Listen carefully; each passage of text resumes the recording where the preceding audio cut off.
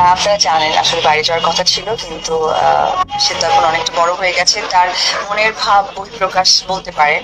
তো আসলে সে তার বাবার জন্য দেশের বাইরে যেতে চায় না। এবার আর অপু বিশ্বাসের সাথে সিঙ্গাপুর যাচ্ছেন না শাকিব খান।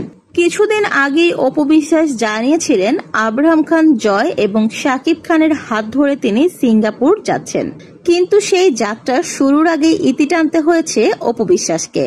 তাদের মা ছেলেকে শাকিব সঙ্গ দেবে না, যে কথাটা এবার নিজের মুখে প্রকাশ করলেন অপু বিশ্বাস। কিন্তু হঠাৎ করে শাকিবের সিদ্ধান্তে এমন পরিবর্তনের কারণ কি?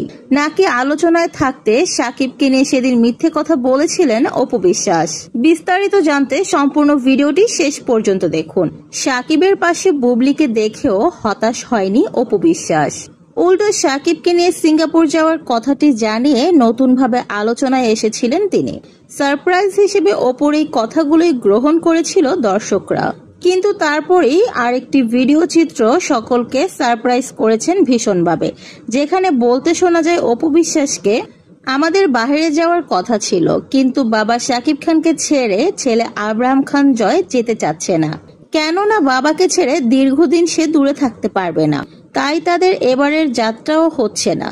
অর্থাৎ শাকিব খান যদি তাদের সাথে যেত তাহলে নিশ্চিতভাবেই বলা যায় অপু বিশ্বাস এই কথাগুলো বলতো না। শাকিবের ভাষ্যমতে 2 সন্তান এবং 2 স্ত্রী তার কাছে সমান, দুইজনই তার প্রাক্তন স্ত্রী। সে হিসেবে অপু বিশ্বাসের সঙ্গে শাকিব খানের সিঙ্গাপুর ভ্রমণ করাটা খুবই স্বাভাবিক বিষয়। কিন্তু সেই আলোচনাকে দাবিয়ে রাখার জন্য নতুন করে গুজব ছড়াচ্ছেন শবনম ইয়াসমিন বুবলির ভক্তরা। অর্থাৎ অপু বিশ্বাসের সঙ্গে শাকিব খান সিঙ্গাপুর যেতে না চাওয়ার সেই আলোচনাটি এখনো চলমান রয়েছে। এটা নিছক একটা মিথ্যে দাবি।